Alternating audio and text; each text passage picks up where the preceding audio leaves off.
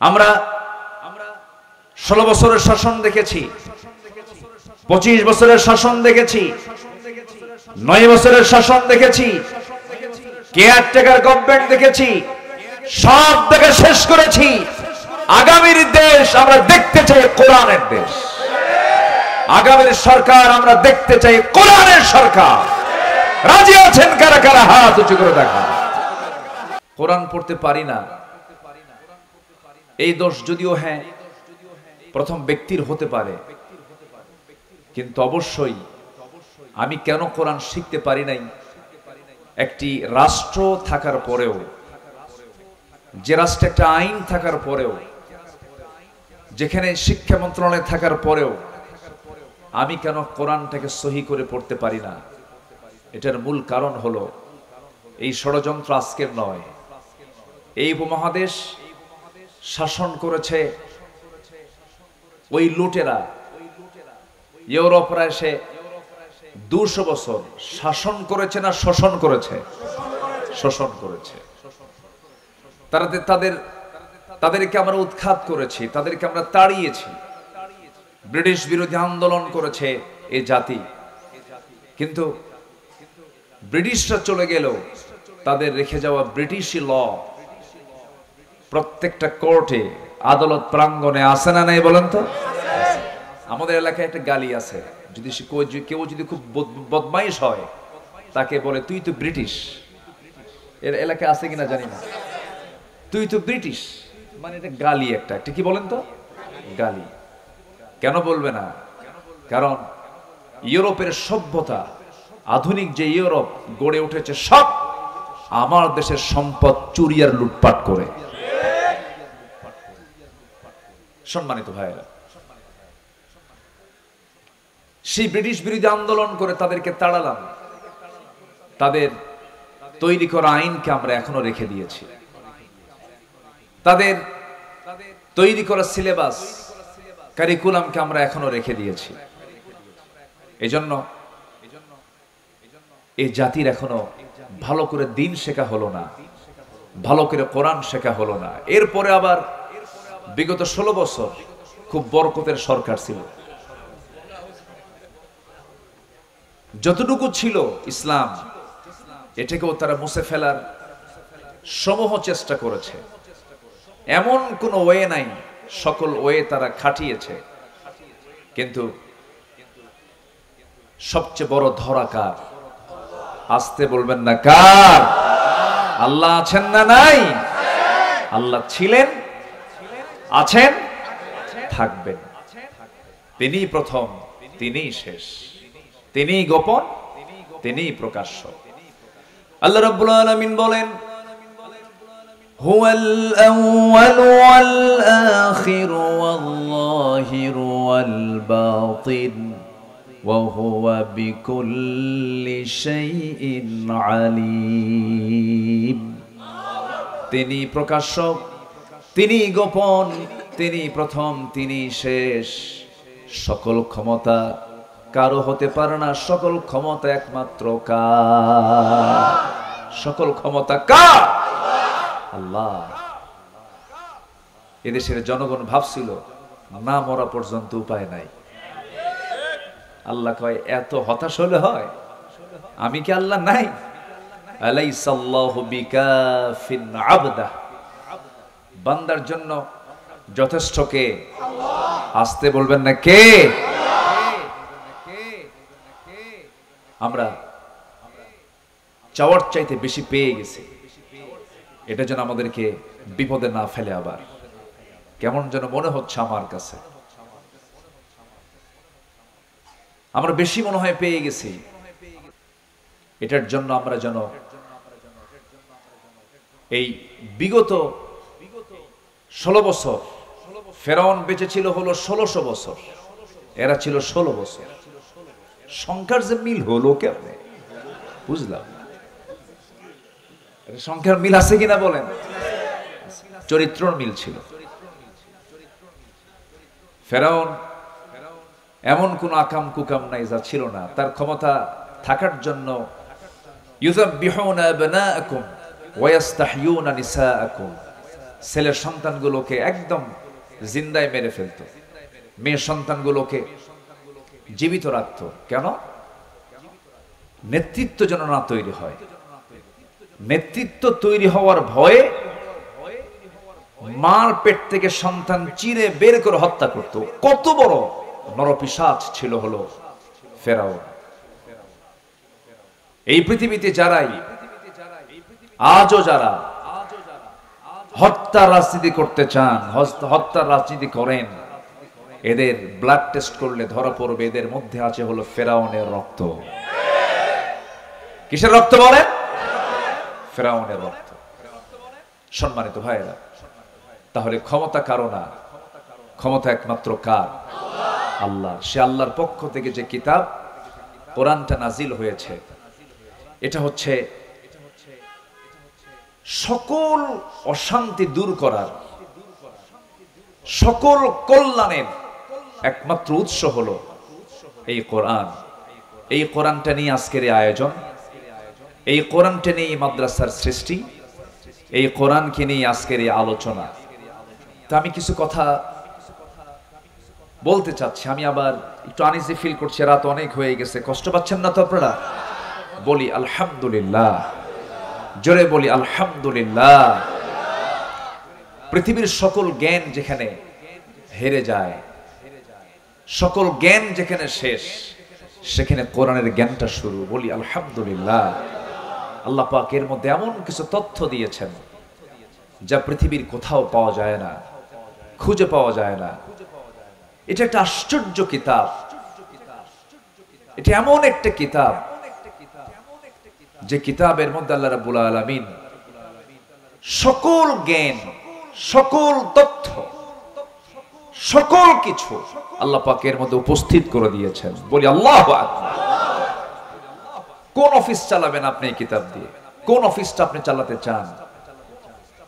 স্বরাষ্ট্র মন্ত্রণালয় মনে হয় নাই এর মধ্যে, নাকি আছে? আছে আছে মনে হয়। আচ্ছা, মনে হয় ক্যান্টনমেন্ট চলবে না, সাভার এই যে ক্যান্টনমেন্ট আছে না সাভার, এটা মনে হয় কোরআন দিয়ে মনে হয় খুব একটা দুর্বল হবে, নাকি? চলবে কিনা বলেন? আমার নবীর হাতে তসবিহ ছিল না তরবারি ছিল? বলেন বলেন। ওই যে আমরা তসবিহ কিনে আনেন হাজির সাহেবরা, এরকম তসবিহ হাতে ছিল না তরবারি ছিল? রাসূল তসবিহ ব্যবহার করেছেন, আমি পাইনি কোথাও, এটা আমি পাইনি। মাঝে মাঝে হাতে তসবিহ থাকে কিছু কিছু ব্যক্তির, দেখি মুখ নড়ে না কিন্তু হাত নড়ে, আছে কিনা বলেন তো? আচ্ছা, নড়া দরকার কি? মুখের উচ্চারণ যদি না হয় তাহলে কি হলো বলেন? সুবহানাল্লাহ। এটা আসতে বললেও কি মুখ নড়ে কিনা বলেন? কিন্তু মুখ নড়ে না, হাত নড়ে। লক্ষণ কি বলেন তো? লক্ষণ কি? খালি এটা নড়তেছে, এই কথা কয়, আবার এদিকে কথাও কয়, এই কথা কয় আর এদিকে তসবিহ নড়ে, আছে কিনা বলেন? তাহলে এটা কি বলেন? এটা কি বলেন? কি তাসবিহ? হ্যাঁ। আমার নবীজির হাতে গণনার জন্য কোন তাসবিহ ছিল না, আমার রাসূলের হাতে ছিল দ্বীন প্রতিষ্ঠার জন্য তরবারি। আমাদেরকে কথা বলতে দেয়নি দীর্ঘ 16 বছর। কত আলেমকে কত যে প্রকার জুলুম করেছে। আল্লামা সাঈদীর মতো মানুষটাকে ধরে রিমান্ডে নিয়ে প্রায় 2-2.5 মাস ধরে একটানা 3 দিন 4 দিন পর্যন্ত একটা চেয়ারে বসে রেখে হিন্দু পুলিশ দিয়া তার মুখে থাপড়ানো হয়েছে। মাথা চক্কর মেরে তিনি পড়ে গেছেন। সম্মানিত ভাইয়েরা, আল্লাহ কি শোনেন না? আল্লাহ শোনেন কিনা বলেন? আল্লাহ শোনেন। চোখের পানিতে যায় নামাজ ভিজে গেছে, চোখের পানিতে জেলখানার বালিশ ভিজে গেছে। আজকের যিনি মেহমান কথা বলবেন, আমার প্রিয় ভাই খালিদ সাইফুল্লাহ আইয়ুবী, তার হাত ভেঙে দেওয়া হয়েছে।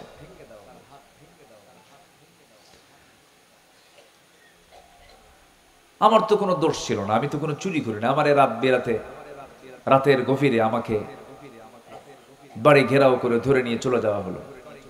থানায় নিয়ে বলল, হুজুর কি করব, আমরা তো ধরতে চাই না, কিন্তু খুব চাপ, চাকরি করব না তাহলে বাচ্চাদের খাওয়াবো কি? হুজুর চাকরি বাঁচান তো ফরজ। তখন আমি বললাম, ইমান বাঁচান তো নফল। শেষ পর্যন্ত এই যে চরম জুলুম নির্যাতন, সরাসরি সাহায্য নাজিল করেছেন তিনি আমার কে? আসতে বলবেন না, তিনি আমার কে? আসুন না সে আল্লাহর পথে, আল্লাহর পথে, আল্লাহর আইনের দিকে আমরা একটু দৌড়াই। মাগফিরাত কামনা করব কার? আল্লাহ। আল্লাহ রাব্বুল আলামিন বলেন, وسارعوا إلى مغفرة من ربكم وجنة عرضها السماوات والأرض أعدت للمتقين। তুমি তোমার রবের মাগফিরাতের দিকে দৌড়াও, জান্নাতের দিকে দৌড়াও, করো না বক্র কোনো পথে যেও না, সেই পথটাই নিয়ে নাও। সবাই বলুন, ইহদিনাস সিরাতাল মুস্তাকিম সিরাতাল্লাযীনা আন'আমতা আলাইহিম গায়রিল মাগদুবি আলাইহিম ওয়ালাদ-দাল্লিন। এরপরে আর একটু জোরে বলুন না ভাই। আল্লাহর পথে টিকে থাকতে হবে। ইমান টানা সহজ, কিন্তু ইমানের উপরে টিকে থাকাটা কঠিন। নবীর হাতে বায়াত নিয়ে দিন গ্রহণ করে বেঈমান হয়ে মারা গেছে এমন রেকর্ড আছে না নাই? নবীর চেহারা দেখে, নবীর বয়ান শুনে, নবীর হাতে হাত রেখে ইমান গ্রহণ করার পরে আবিসিনিয়াতে হিজরত করে পর্যন্ত চলে গেছে, সেখানে খ্রিস্টান হয়ে দুনিয়া থেকে বিদায় নিয়েছে। এই জন্য আমার বন্ধুগণ, আল্লাহ রাব্বুল আলামিন সেজন্য সুন্দর করে এক জায়গায় বলছেন, ইন্নাল্লাযীনা ক্বালু রাব্বুনাল্লাহু সুম্মা ইসতাকামু তাতানাসসালু আলাইহিমুল মালায়েকা আল্লা তাখাফু ওয়া লা তাহজানু ওয়া আবশিরু বিল জান্নাতিল্লাতী কুনতুম তুআদুন। জোরে বলুন আল্লাহু আকবার। যারা ঈমান আনবে এবং তার উপরে টিকে থাকবে তাদের জন্যই তো জান্নাত। টিকে থাকতে হবে, শেষ নিঃশ্বাস পর্যন্ত বলতে হবে আমার রবকে। আসতে বলবেন, আমার রবকে। আল্লাহ আমার রব। টিকে থাকতে হবে। ঈমান তো আনা যায়,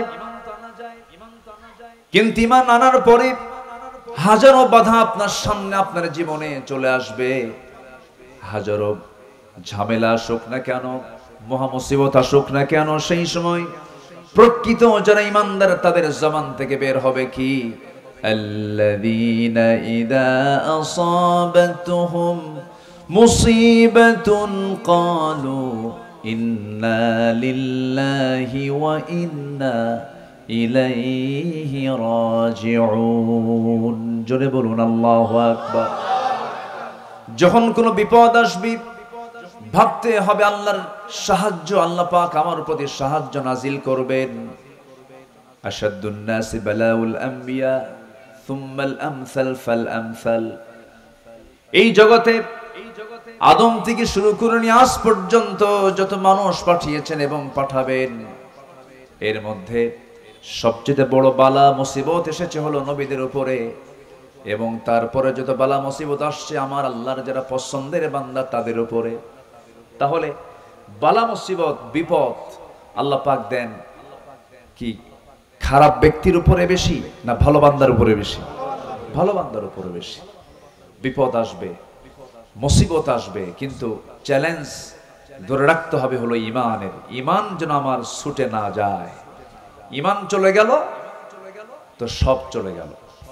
সম্মানিত ভাইয়েরা, আর সেই ঈমানকে ধরে রাখার জন্য যে ইলম দরকার, যে জ্ঞান দরকার, জ্ঞান এটা এমন একটি সম্পদ যে জ্ঞানী হয় শয়তান তাকে ধোঁকা দিতে পারে না। শয়তান তাকে কি করতে পারে না? ধোঁকা দিতে পারে না। শয়তান মূর্খের কাছে গিয়ে যত আরাম পায়, জ্ঞানীর কাছে গিয়ে সেই মজাটা পায় না। এজন্য আল্লাহ তাআলার প্রথম হুকুম কি বলেন তো? পড়ো। বলেন তো কি প্রথম হুকুমটা কি বলেন? পড়ো। ইকরা, পড়ো। কার নামে? আসতে বলবেন না, কার নামে? আল্লাহর নামে পড়ো। আমার দেশে পড়াশোনা যে হচ্ছে না তা না, হচ্ছে। শিক্ষিতের হার বিগত সকল সময়ের চাইতে এখন বেশি না কম? বেশি। আমার দেশে এখন শিক্ষিতের হার অনেক। কিন্তু যে শিক্ষিতরা আমরা দেখতে পাচ্ছি, যে শিক্ষিতদের দেখতে পাচ্ছি, আমার দেশের উন্নয়নে ধরুন শ্রমিকরা দেশটাকে পিছায় দিয়েছে না আগায় দিয়েছে? আগায় দিয়েছে। আমার দেশের কৃষক যারা কৃষি কাজ করেন তারা দেশকে পিছায় দিয়েছে না আগায় দিয়েছে? আগায় দিয়েছে। প্রবাসী, লক্ষ লক্ষ প্রবাসী প্রবাস জীবনে থেকে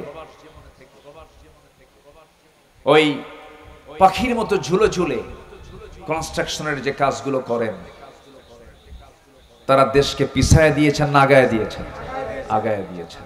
আচ্ছা বলুন তো, শ্রমিক, এই কৃষক, এই প্রবাসী লোকগুলো কি শিক্ষিত না অশিক্ষিত? অশিক্ষিত। তারা অশিক্ষিত হওয়ার পরও এই শ্রমিক, এই প্রবাসী, এই কৃষক অশিক্ষিত থাকার পরও দেশকে তারা আগায় দিল, দেশের উন্নয়নে বিশাল ভূমিকা পালন করলো। কিন্তু দেশকে পিছায় দিল কারা? বলেন কারা? শিক্ষিতরা। কোন শিক্ষিতরা? যারা কোরআন শিখেছে তারা মনে হয় নাকি? বলেন বলেন তারা। তাহলে শিক্ষা দু প্রকার। দেশকে পিছায় দিয়েছে রুহের শিক্ষায় শিক্ষিত যারা, যে শিক্ষার মধ্যে প্রাণ আছে, ওহির শিক্ষার মধ্যে যে প্রাণটা আছে, এই শিক্ষায় শিক্ষিত লোকগুলো দেশকে পিছায় দেয় নাই। দেশের টাকা লোপাট করে বাইরে পাচার করেছে ওই সমস্ত শিক্ষিতরাই যারা কোরআন ছাড়া জ্ঞান অর্জন করে জাতিকে ঠকিয়ে দিয়েছে। সম্মানিত ভাইয়েরা, আমি বলছি না যে আপনি ইঞ্জিনিয়ার হবেন না, হবেন। আমি বলছি না আপনি ডাক্তার হবেন না, হবেন। কেন হবেন না? ডাক্তার হবেন, ইঞ্জিনিয়ার হবেন। কিন্তু সব জ্ঞান অর্জন আপনি করতে পারবেন, আপত্তি নেই। কিন্তু সবার ডাক্তার হওয়া ফরজ না, সবার ইঞ্জিনিয়ার হওয়া ফরজ না। কিন্তু সবার জন্য জান্নাত পাওয়ার জন্য কি শেখা ফরজ? বলেন বলেন বলেন, কি শেখা ফরজ? কোরআন শেখা সবার জন্য ফরজ। সম্মানিত ভাইয়েরা, এই জাতিকে কোরআন থেকে মাহরুম রাখা হয়েছে। আমরা এমন একটি শিক্ষানীতি দেখতে চাই। যেহেতু একটা মাদ্রাসার প্রোগ্রামে আসছি, আমি স্পষ্ট ভাষায় জানিয়ে দিতে চাই, আমরা সামনে এমন একটি শিক্ষানীতি দেখতে চাই যে শিক্ষানীতির ভিতরে সকল ফ্যাকাল্টিতে, সকল শিক্ষায়, সকল প্রতিষ্ঠানে সবার আগে এক নম্বর সিলেবাস হবে কোরআন। এটা কি দেখতে চান আপনারা? জাতি তখনই ভালো হবে যখন জাতির হাতে তুলে দেওয়া হবে কি? কি তুলে দেওয়া হবে? কোরআন। কিন্তু আমি নিজেও ঢাবির ছাত্র ছিলাম, ঢাকা ইউনিভার্সিটিতে পড়াশোনা করেছি।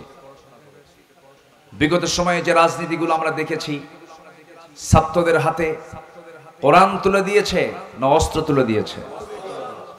কোরআন তুলে দিয়েছে না মাদক তুলে দিয়েছে? কোরআন তুলে দিয়েছে না নারী তুলে দিয়েছে? আমরা সেই নেতৃত্ব দেখতে চাই না। সকল বাতিল নেতৃত্বকে না বলে, সকল বাতিল নেতৃত্বের মুখে ঝাঁটা মেরে আমরা একটি সৎ নেতৃত্ব বাংলার জমিনে গড়ে তুলতে চাই। সবাইকে রাজি আছেন? রাজি আছেন কারা কারা? একটা হাত উঁচু করে দেখান মুসলমান।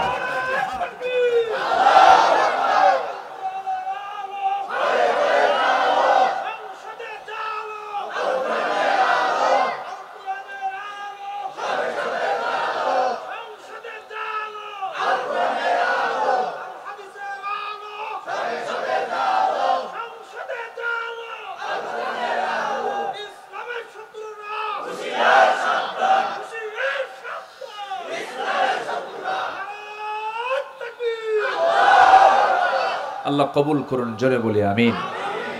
রাগ করতেছেন মনে হয়।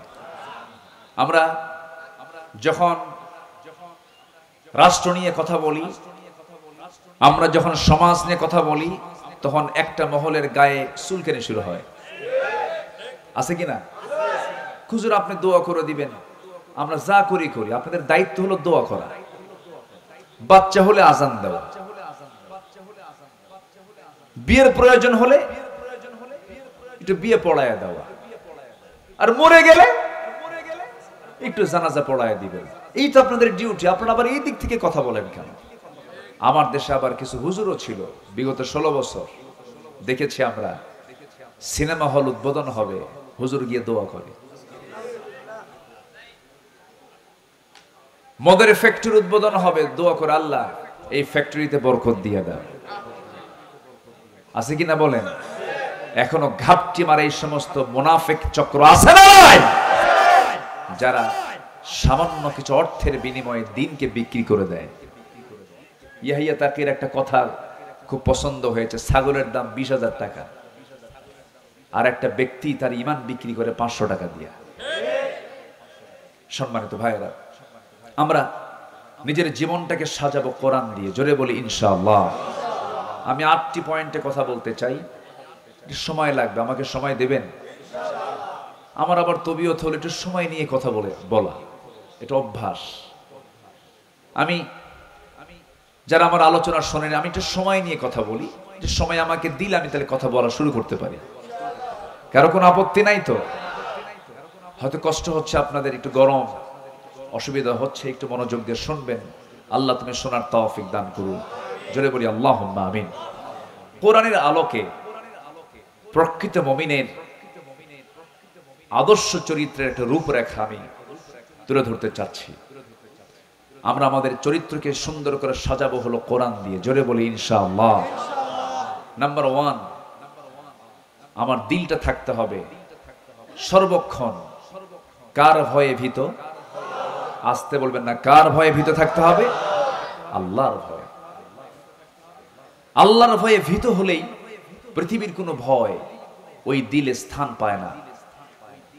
আল্লাহর ভয়টা ইস্তেকামাত হলে পরে সেই দিলের মধ্যে কোনোদিন কোনো কপট, কোনো কটু চক্রান্তকারী তার ঈমানকে ছিনতাই করে নিতে পারে না, সেই হৃদয়ে শয়তান বাসা বাঁধতে পারে না। এজন্য আমাদের দিলে যে ভয়টা, এই ভয়টা জাগ্রত করতে হবে। কার ভয়? আল্লাহর ভয়। খুব কমন একটা আয়াত, আল্লাহ রাব্বুল আলামিন সূরা আনফালের শুরুতে 2 নম্বর আয়াতে সুন্দর করে আল্লাহ রাব্বুল আলামিন বলছেন, যারা পারেন এই আয়াতগুলো সবারই মুখস্থ থাকা দরকার। আল্লাহ রাব্বুল আলামিন সুন্দর করে বলছেন, ইন্নামাল মুমিনুনা আল্লাযীনা ইযা যুকিরাল্লাহু ওয়াজিলাত কুলুবুহুম ওয়া ইযা তুলিয়াত আলাইহিম আয়াতুহু যাদাতুহুম ঈমানাও ওয়া আলা রাব্বিহিম ইয়াতাওয়াক্কালুন। জোরে বলুন আল্লাহু আকবার। মুমিনের 3টা দিক আল্লাহ রাব্বুল আলামিনের জায়গায় তুলে ধরেছেন। নাম্বার 1 হলো আল্লাহর জিকির করা। আল্লাহর জিকির করলে পরে যারা প্রকৃত যারা ঈমানদার, তাদের দিলটা প্রকম্পিত হয়। কার ভয়ে? আসতে বলবেন না, কার ভয়ে? আল্লাহর ভয়ে। নাম্বার 2 হলো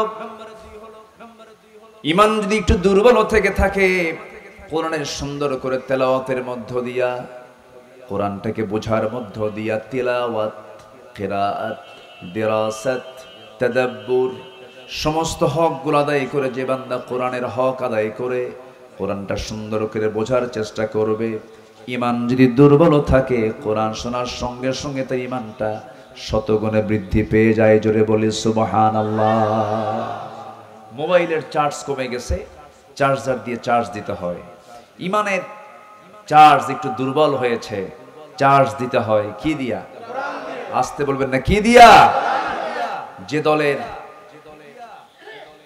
রাজনীতি কোরআন দিয়ে নয়, সেই দল করা হারাম। আসতে কন কেন? আসতে কন কেন?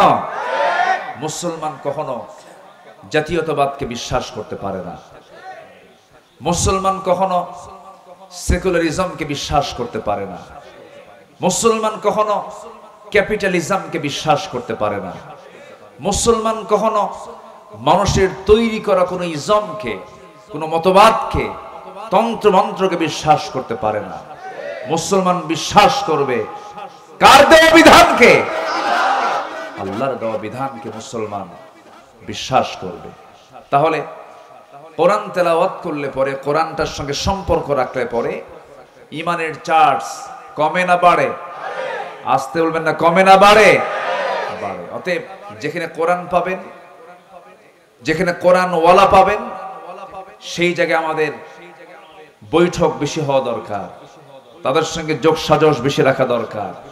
যেখানে গেলে বিড়ি পাওয়া যায়, যেখানে গেলে পরে ইয়াবার ট্যাবলেট পাওয়া যায়, যেখানে গেলে পরে অস্ত্র পাওয়া যায়, যেখানে গেলে পরে চাঁদার ভাত পাওয়া যায়, যেখানে গেলে পরে নারী পাওয়া যায়, ওই সমস্ত জায়গাকে আমাদের মাইনাস করতে হবে। ঠিক কিনা বলেন?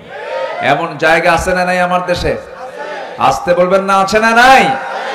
আচ্ছা সম্মানিত ভাইরা, তাহলে ঈমান বৃদ্ধির জন্য মাধ্যম হলো এই কিতাবের সঙ্গে সম্পর্ক রাখা। আর জিকির করলে দিলে ভয় সৃষ্টি হয়। কার ভয়? আল্লাহর ভয়। নাম্বার 3 হলো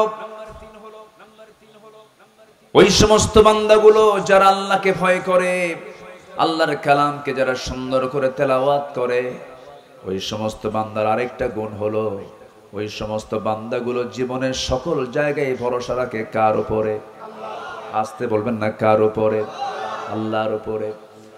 আল্লাহ রাব্বুল আলামিন বলেন, ফাইদা আযামতা ফাতাওয়াক্কাল আলাল্লাহ ইন্নাল্লাহা ইউহিব্বুল মুতাওয়াক্কিলিন। যখন তোমরা কোনো সিদ্ধান্তহীনতায় পড়ে যাবে, যখন তোমরা কোনো কঠিন মুসিবতের মধ্যে পড়ে যাবে, সেই সময় তোমরা আমার উপরে ভরসা করবে। আমি আল্লাহ রাব্বুল আলামিন আমার প্রতি ভরসা করনেওয়ালা, আমার প্রতি যারা ভরসা করে আমি তাদেরকে দারুণ ভালোবাসি। জোরে বলি সুবহানাল্লাহ। তাহলে আমাদের ভরসার জায়গা কে? আসতে বলবেন না, কে? জনগণ সকল ক্ষমতার উৎস। ভরসা না এটা? এটা কি ভরসা? ভরসা নয়। সকল ক্ষমতা কার? সকল ক্ষমতার উৎস কে? আল্লাহ তাআলা। আল্লাহর ভয় থাকতে হবে। সাইয়েদনা ওমর ফারুক রাদিয়াল্লাহু তাআলা আনহু একদিন জাহান্নামের আয়াত শুনতেছিলেন। কিসের আয়াত বলেন তো? জাহান্নাম। এটা কোথায় আছে? বলেন বলেন, জাহান্নামের আয়াত কোথায়? কোরআন। শোনা মাত্রই অস্থিরতা বেড়ে গেল, খুব কাঁপতেছে। কাঁপতে কাঁপতে অঝরে ঝাড়ায় তিনি চোখের পানি ফেলতে লাগলেন।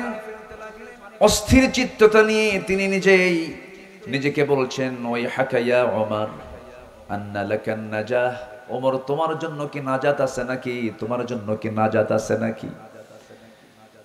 চিৎকার করে করে কান্নাকাটি করছেন, চোখের পানি ফেলে ফেলে কাঁদতেছেন। অথচ যে ওমর আল্লাহ রাব্বুল আলামিন দুনিয়ার জিন্দেগিতে জান্নাতের ঘোষণা দিয়েছেন, ওমর জান্নাতি। রাসূল নিজে বলেছেন, ওমর ফিল জান্নাহ, আমার ওমর জান্নাতি। সে ওমর যদি জাহান্নামের আয়াতগুলো শুনতে শুনতে অস্থির হয়ে যান, চোখের পানি ফেলে ফেলে কাঁদেন। এই জীবনের বৃদ্ধির দিকটা আমরা যদি নিজের জীবনে বাস্তবায়ন করতে চাই, জাহান্নামের যে আয়াতগুলো আছে, আয়াতগুলো আমাদের সামনে নিয়ে আসার দরকার আছে না নাই? আছে। আমরা সুন্দর করে কোরআনটা পড়বো। জোরে বলি ইনশাআল্লাহ। কোরআনটা বেশি বেশি পড়বো, বেশি বেশি শুনবো, কোরআন শুনবো বেশি, গান শুনবো।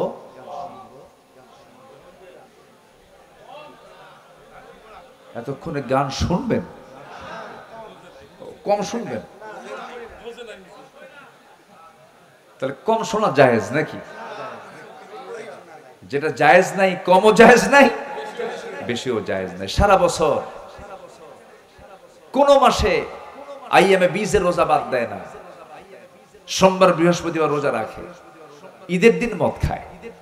ঈদের দিন কি খায়? মদ খায়। ভাবে যে সারা বছর তো আমি আওবিন পড়ি, তাহাজ্জুদ পড়ি, ঈদের দিন বিকাল বেলা একটু আনন্দ করবো, তো একটু কয়েক ঢোক মারবো, এর আর কি হবে? আছে কিনা বলেন?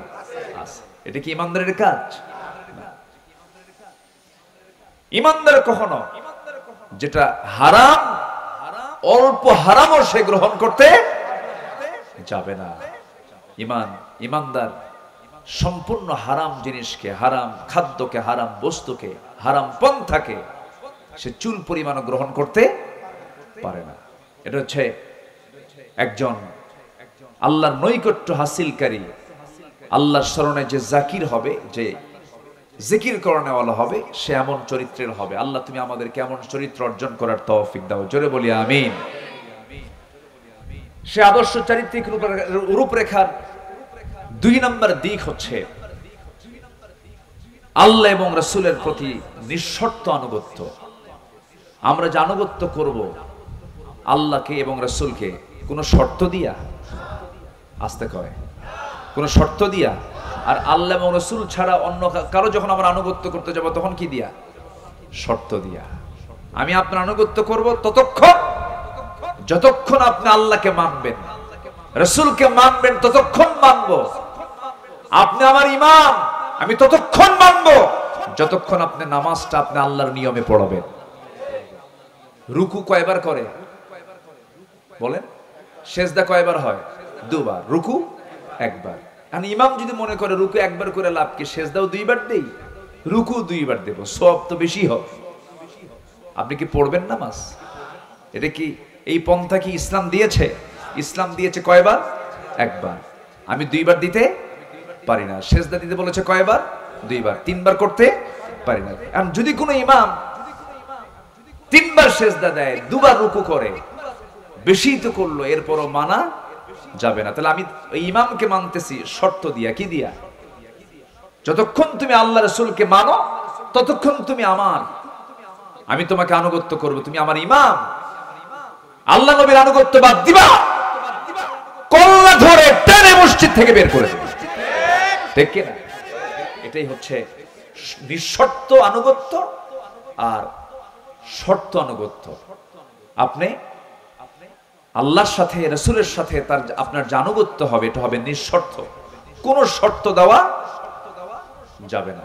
আল্লাহ যা বলেছেন, কেন বলেছেন এটা বলা যাবে, রাসূল এটা করতে বলেছেন, কেন বলেছেন এটা বলা যাবে না। আপনি কেন বলবেন, ঈমান আপনার চলে যাবে। আল্লাহ যা বলেছেন, সামিআনা ওয়া আতাআনা, শুনলাম, সঙ্গে সঙ্গে তা মানব। জোরে বলি ইনশাআল্লাহ।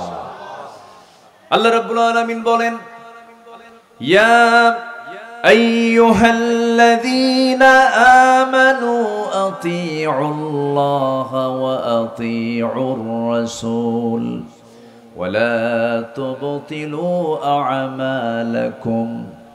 আল্লাহ পাক আরেক জায়গায় বলছেন, ইয়া আইয়ুহাল্লাযীনা আমানু আতিউল্লাহা ওয়া আতিউর রাসূলা ওয়া উলিল আমরি মিনকুম ফাইন তানাযা'তুম ফি শাইইন ফারুদ্দুহু ইলাল্লাহি ওয়ার রাসূল। জোরে বলুন আল্লাহু আকবার।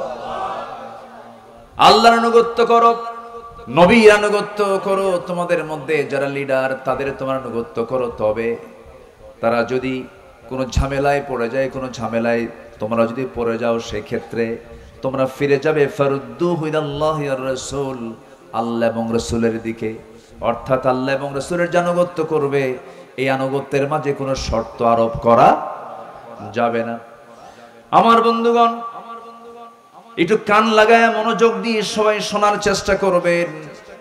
সাহাবায়ে কেরাম নবীর যে আনুগত্য করেছেন, কোনো শর্ত দিয়ে তারা আনুগত্য করেন নাই, হাসি মুখে জীবন দিয়েছেন। রাসূল যখন যা বলেছেন, সাহাবায়ে কেরাম কোনো শর্ত লাগায় তারা আনুগত্য করেন নাই, সঙ্গে সঙ্গে তা মেনে নিয়েছেন।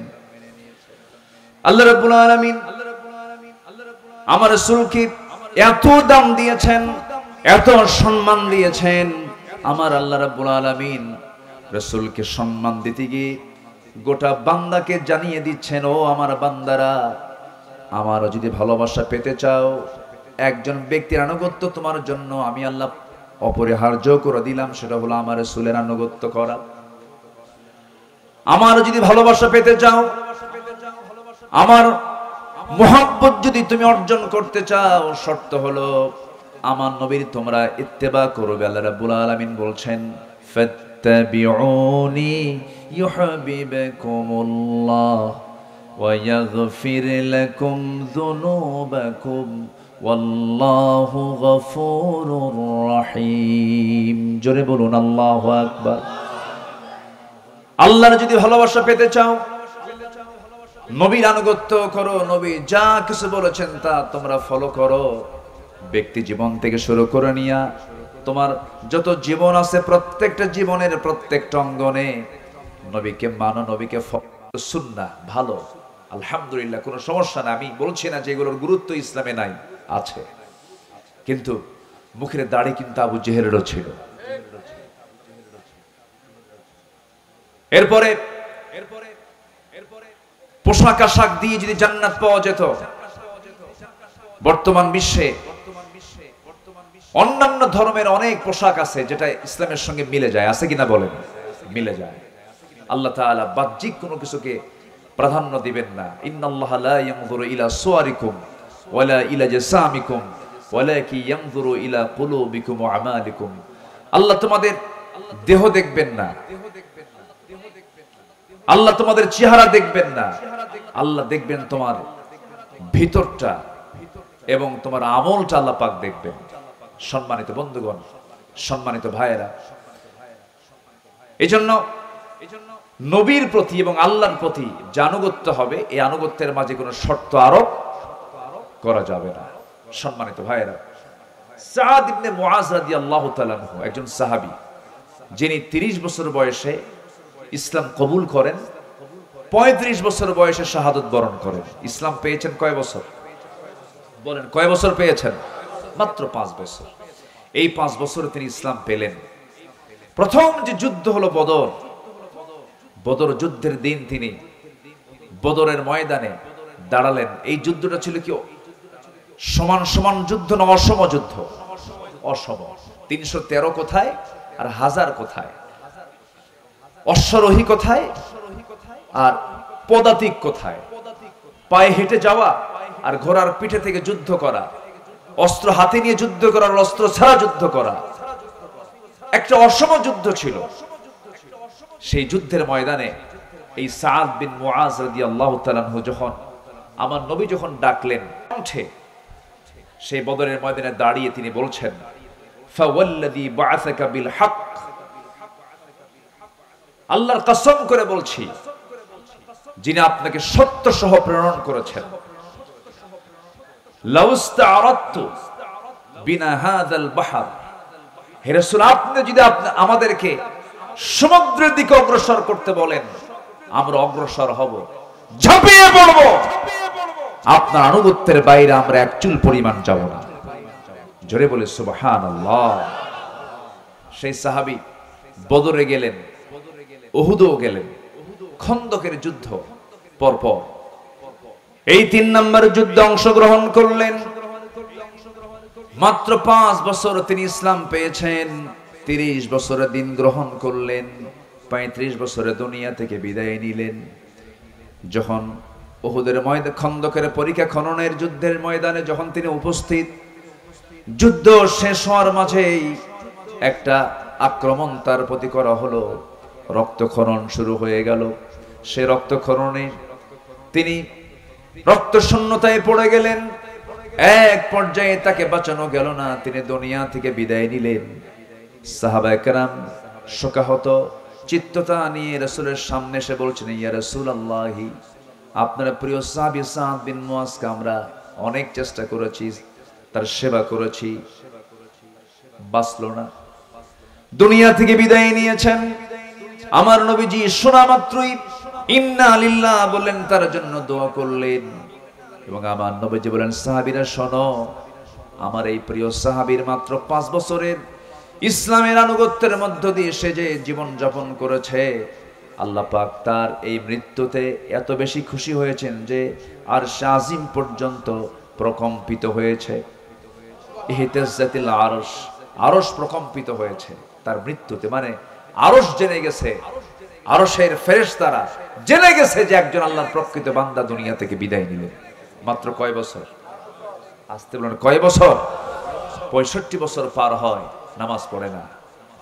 67 বছরের বুড়া মানুষ, চামড়া কুচকে গেছে, টেনে টেনে নাপিতকে কয় দাড়িটা কেটে দে। বুড়া কি হওয়া সম্ভব? আছে না নাই?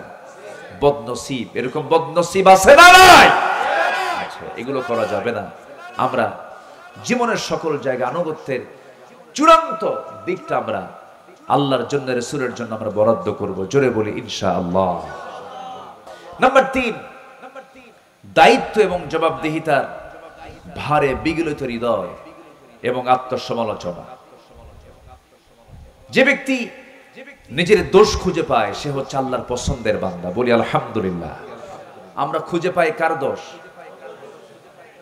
বলেন বলেন, অন্যের দোষ। কিন্তু দোষ খুঁজে বের করতে হবে কার?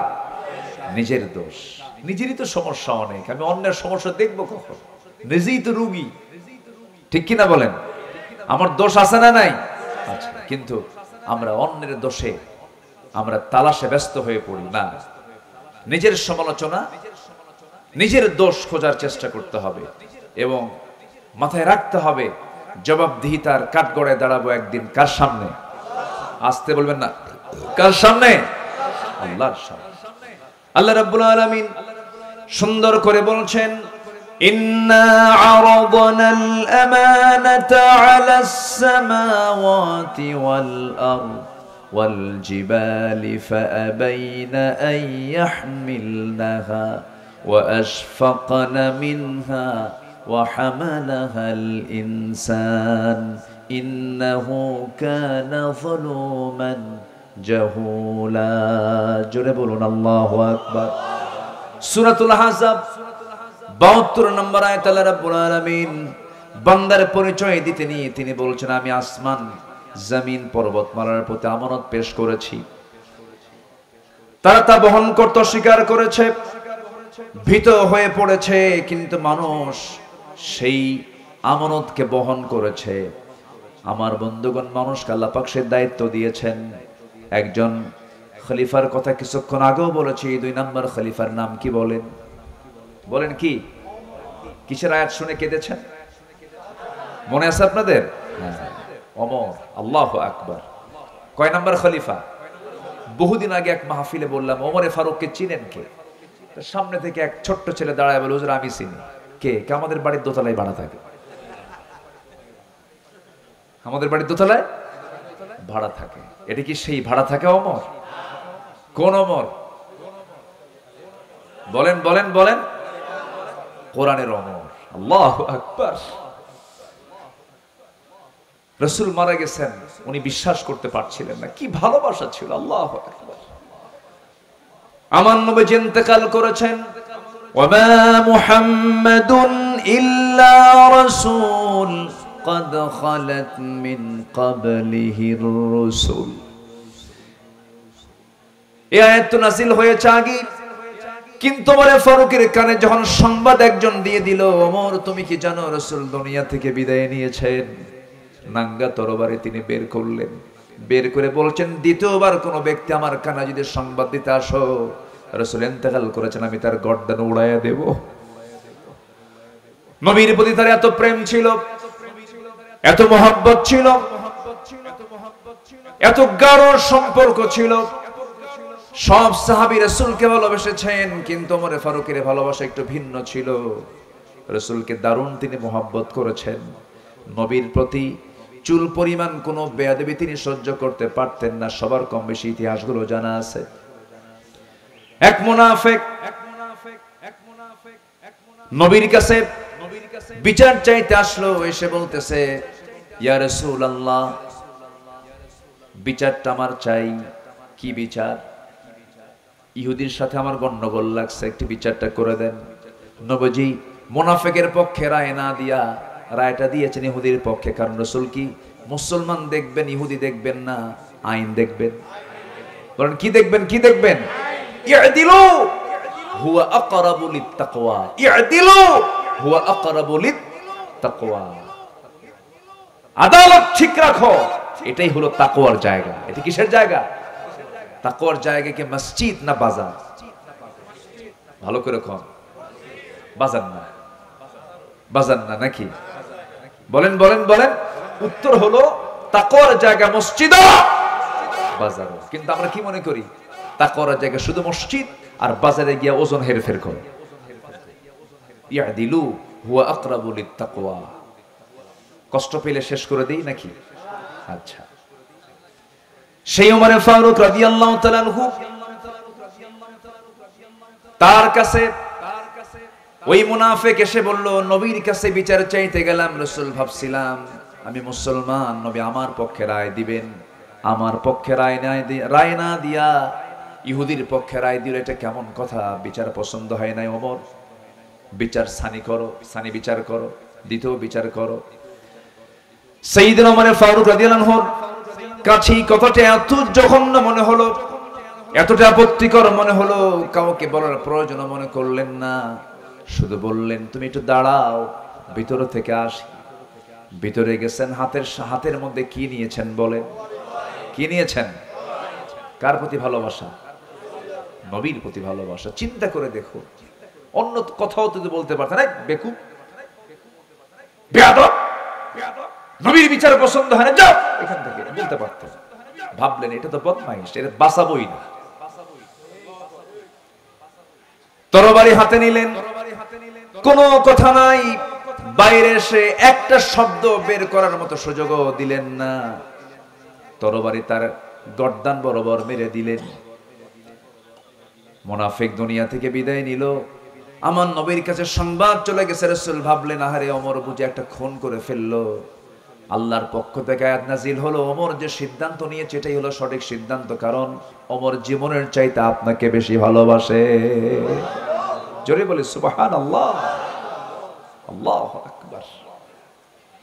ওমর ফারুক রাদিয়াল্লাহু তাআলা এক রাতে ঘুরতেছেন। ওনার তো দায়িত্ব ছিল রাতের বেলা ঘুমানো না ঘোরানো। বলেন, ঘুরে বেড়া না ঘুম? ঘুরতেন খাদেমের মতো। কিসের মতো বলেন?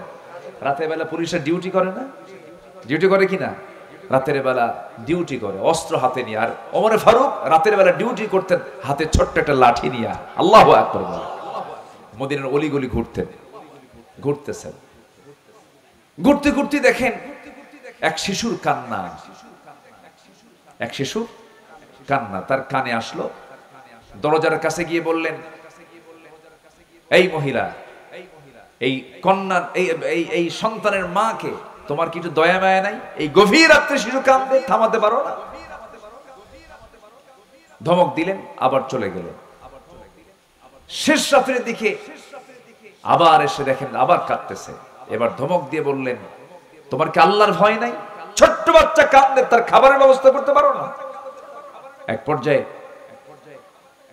ওই মহিলাটা দুঃখ ভরা কণ্ঠে খুব আবেগ তাড়িত হয়ে বলতেছে, আপনি আমাকে খুব বিরক্ত করছেন, এই গোটা রাত ধরে আপনি আমাকে বিরক্ত করছেন কেন?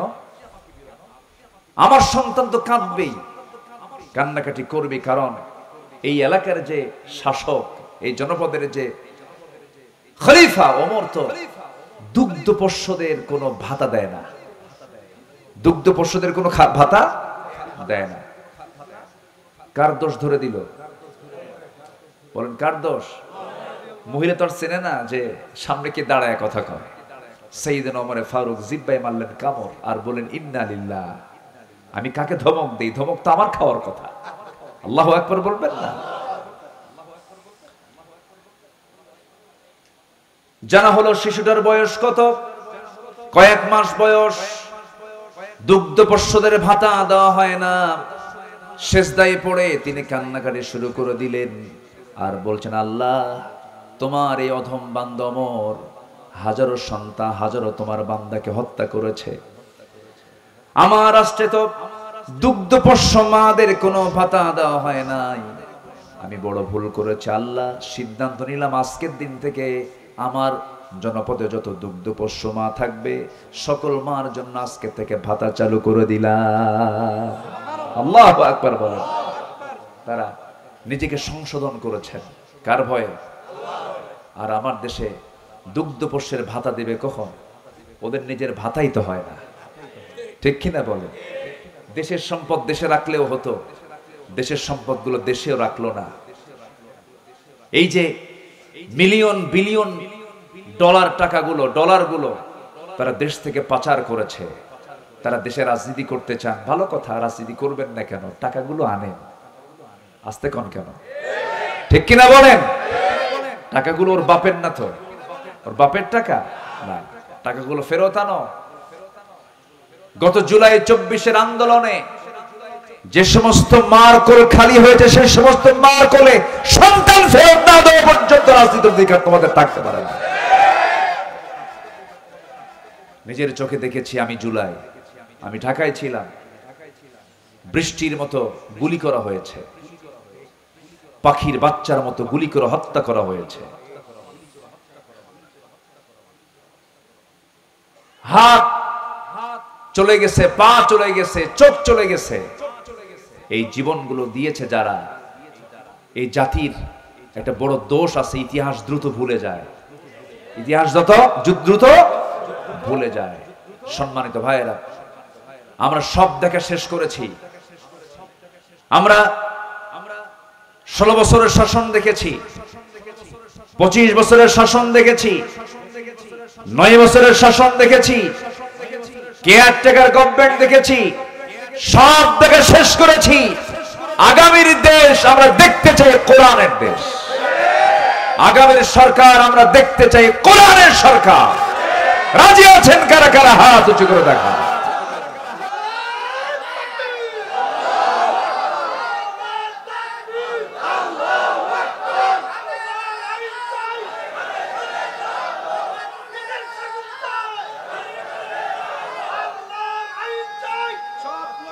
আল্লাহ কবুল করুন, জোরে বলি আমিন। নাম্বার 4 হলো ইবাদতে অহংকার না নিরহংকার? নিরহংকার এবং বিশুদ্ধ চিত্ততা নিয়ে আমরা ইবাদত করব, জোরে বলি ইনশাআল্লাহ। অহংকারী ইবাদতকারী আছে না নাই? ইবাদত করে কিন্তু কি আছে? অহংকার। জানো আমি 27 বার হজ করছি, আছে কিনা বলেন? আপনি কি জানেন হুজুর, আমি না কতবার জাহাজের আসর সুমা খাইছে তার হিসাবই নাই। হাজের আসর সুমা খাওয়া তো ফরজ। হাজের আসওয়াদে জোর করে সুমা খেতে যায় এমন লোক আছে না নাই বলেন তো? ওখানে জোরাজোরি করলে ওর হজের সমস্যা হবে না বলেন? যারা হজে গেছেন তারা কিন্তু টের পাচ্ছেন। ফালা রাফাথা ওয়ালা ফুসুকা ওয়ালা জিদালা ফিল হজ। হজের সফরে কোনো প্রকার ফুসুকি করা যাবে না, তর্ক বিতর্ক করা যাবে না, ঠেলাঠেলি করা যাবে না। তো ওই হাজের আসওয়াদে, হাজের আসওয়াদ কয়টা? পাথর কয়টা? আর সুমা খেতে যায় কয়জন? তাহলে ওখানে গেলে যদি আপনি কতবার যে সুমা খাইছি, মানে ও মারামারি করছে জীবনে বহুবার। কি কথা কি বুঝতেছেন? এগুলো হচ্ছে দেখানো আর ভাব, কি বলেন তো, ভাব, অহংকার, এগুলো করছি আমি। এই সমস্ত ইবাদত আল্লাহর দরবারে কবুল হবে না। বিশুদ্ধ চিত্ততা নিয়ে আমরা সকল কাজগুলো করব, জোরে বলি ইনশাআল্লাহ।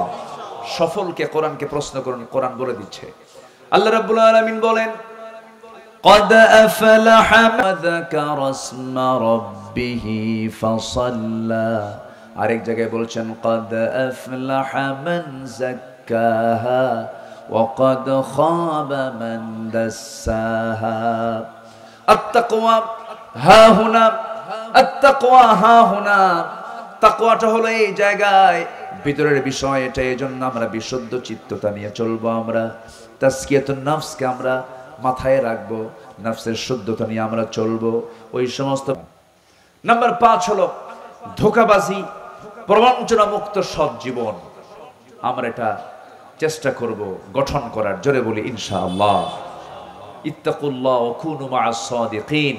আমরা এই গুণটা অর্জন করার চেষ্টা করব। নাম্বার 6 হলো তাকওয়া। একমাত্র ভয় থাকবে কার? আল্লাহ পাকের। নাম্বার 7 হচ্ছে, নাম্বার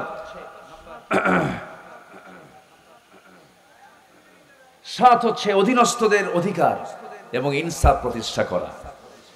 আমার যে অধীনস্থ, ওয়াখফিদ জানাহাকা লিল মুমিনিন, এই বিষয়ে আমরা খেয়াল করার চেষ্টা করব। নাম্বার 8 হলো ন্যায় বিচার প্রতিষ্ঠায় আপোষহীন থাকতে হবে। আমাদের সবচেয়ে বড় ঘাটতি হলো এই রাষ্ট্রের সবচেয়ে বড় ঘাটতি হলো ন্যায় বিচারের অভাব, ঠিক কিনা বলে? ইতিমধ্যে আজকের মাহফিলের যিনি অন্যতম মেহমান, বরেণ্য অতিথি, আমার প্রিয় ভাইজান, এদেশের অগণন মানুষের হৃদয়ের স্পন্দন, আমার প্রিয় ভাইজান, অত্যন্ত বিনয়ী মানুষ, হাসি খুশি মানুষ, মুহাদ্দিস, মুফাসসির, ওয়াইজ, মুহতারাম মাওলানা খালিদ সাইফুল্লাহ আইয়ুবী হাফিজাহুল্লাহ। বলি আলহামদুলিল্লাহ।